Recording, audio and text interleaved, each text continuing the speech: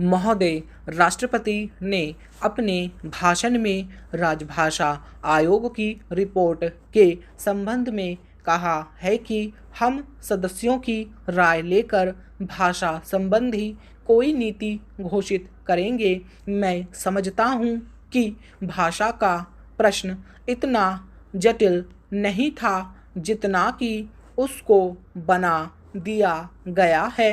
इस जटिलता को लाने में जहां उन लोगों का हाथ है जो सरकार में नहीं है, वहां इसमें भारत सरकार को भी बड़ी जिम्मेदारी है। मुझे वह दिन याद है जब मैं छोटा था और देश गुलाम था। उस वक्त महात्मा गांधी हिंदी के संबंध में चर्चा करते थे और उनकी कृपा के फलस्वरूप और उनके प्रयास के फलस्वरूप सभी प्रांतों में हिंदी की सभाएं खोली गई और वहाँ हिंदी का प्रचार किया गया। उस समय हम अंग्रेज़ों के गुलाम थे और अंग्रेज़ों ने ही हमारी राजभाषा अंग्रेजी घोषित कर रखी थी। तब हम अंग्रेजी से दूर थे और हिंदी के निकट थे, लेकिन आज जब हमारी अपनी सरकार है, अपना शासन है, हम हिंदी से दूर होते चले जा रहे हैं। एक समय था जब देश में हिंदी के संबंध में एक मत था। जब देश स्वतंत्र हुआ उस समय हिंदी के संबंध में घोषणा हो जानी चाहिए थी, लेकिन उस समय सरकार चुप हो गई। अब जो देर हो रही है, इससे भाषा संबंधी समस्याएं बढ़ती जा रही हैं। मैं नम्रता के साथ सदन के सदस्यों के सम्मुख यह निवेदन करना चाहूँगा कि कितनी विचित्र स्थिति है कि आज हमको अंग्रेजी भाषा का मोह पैदा हो रहा है। आज हिंदी देश की मुख्य भाषा है, इसमें कोई दो मत नहीं हो सकते। यह सबसे अधिक बोली जाने वाली भाषा है। आज इसका विरोध बढ़ता जा रहा है। कुछ ऐसी बातें हो रही हैं जिससे मालूम होता है कि हिंदी का विरोध प्रादेशिक भाषाओं से है, लेकिन ऐसा नहीं है। सच पूछा जाए तो बात यह है कि अंग्रेजी भाषा के स्थान पर हिंदी को लागू करने का प्रश्न है।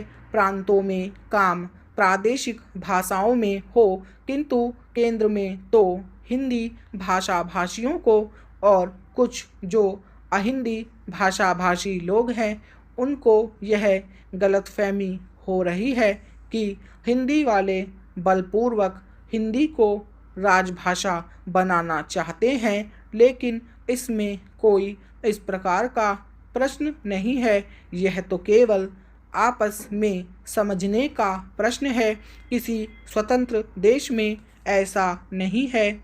महोदय, राष्ट्रपति के अभिभाषण में राष्ट्र की दशा का जो भी चित्रण किया गया है, उसे देखकर भविष्य के बारे में जनता के मन में अच्छे जीवन की आशा उत्पन्न होना कठिन है।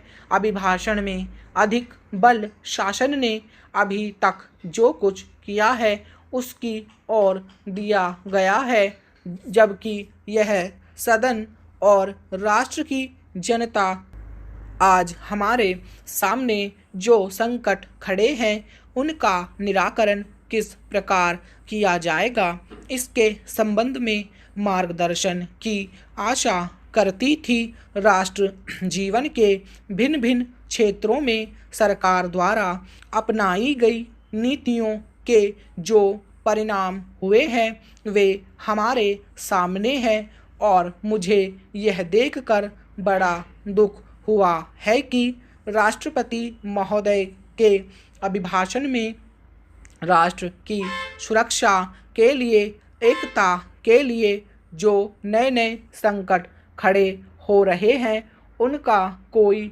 उल्लेख नहीं किया गया है। कुछ ही दिन हुए हमारे रक्षा मंत्री ने एक भाषण में कहा था कि भारत 100% सुरक्षित नहीं है।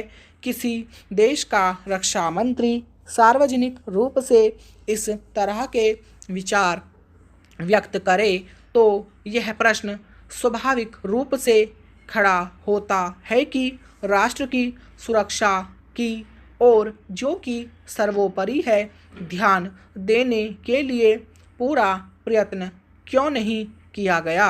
सभी जानते हैं कि सुरक्षा के लिए जो भी संकट है वह हमारे पड़ोसी से है और वह पड़ोसी आणविक शस्त्रों की मांग कर रहा है।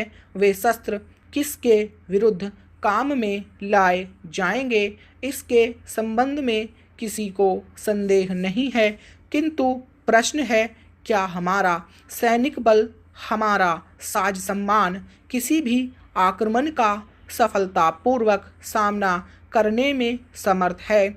मैं यह स्वीकार करता हूँ कि किसी बड़े युद्ध की आशंका नहीं है, किंतु पाकिस्तान के नेता अपनी जनता का ध्यान वहाँ की गिरती हुई आर्थिक स्थिति से दूर करने के लिए किसी भी समय कश्मीर के प्रश्न पर अंतर्राष्ट्रीय सैनिक हस्तक्षेप को निमंत्रण देने के लिए झगड़ा कर सकते हैं और कोई भी परिस्थिति उत्पन्न हो देश की जनता इस सरकार से यह आश्वासन चाहती है कि जहां तक पाकिस्तान के आक्रमण का प्रश्न है भारत 100% सुरक्षित है।